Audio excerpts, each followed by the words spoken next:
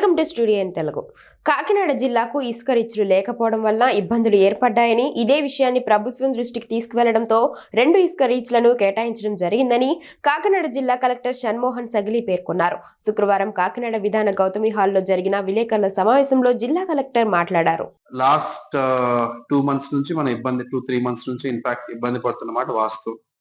అప్పటి వరకు మనకి పెద్దాపురం స్టాక్ యార్డ్ లో ఉన్న శాండ్ కొంత వాడగలిగాం. అందరికి గవర్నమెంట్ వర్క్స్ కానీ, ఏదైనా నేషనల్ హైవేస్ వర్క్స్ కానీ, అయితే ఏదైనా చిన్న చిన్న వర్క్స్ చేసుకున్న వరకు మనం అక్కడ నుంచి అలాట్ చేయడం జరిగింది. ఆ తర్వాత ఈ లాస్ట్ 1 మంత్ ఈ నడపడానికి రాజమండ్రిలో ఒక చోట I think 5,000 turns 5,000 turns sand ఉంటే అది తెప్పించుకొని ఇక్కడ నుంచి సేల్ చేయడం జరిగింది. ఎస్పెషల్లీ హౌసింగ్ పర్పసెస్ కోసం, కొంత పిఆర్ వర్క్స్ కోసం, ఇంకా అంగన్వాడీస్ లో కొన్ని రిపేర్స్ చేస్తున్నాం. సో అలాంటి వర్క్స్ కోసం. సో అలా అప్పటికప్పుడు ఏదో సర్ది పెట్టుకోవడం తప్పితే మనకంటూ ఒక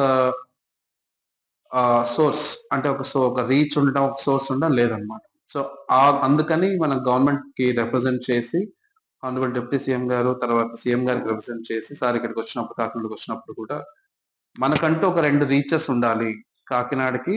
అట్లీస్ట్ ఈ సీజన్ వారీగా, అంటే ఏ సీజన్ లో ఎన్ని ఉంటాయి తెలియదు, సీజన్ కి అట్లీస్ట్ 2 రీచెస్ ఉండాలనే ఉద్దేశంతో మనం 2 రీచెస్ అడగడం, మనకి గవర్నమెంట్ నుంచి కూడా ఫేవరబుల్ గా 2 రీచెస్ అలాట్ అవ్వటం జరిగింది. కాకినాడకి అలాట్ చేయటం అండ్ అఫ్ కోర్స్ మనకు అలాట్ చేసిన చిన్న చిన్న లోకల్ పర్పసెస్ కోసం వాళ్ళు కూడా తీసుకోవచ్చు. బట్ ఆన్లైన్ బుకింగ్ మనకి అవైలబుల్ గా ఉంటాయి.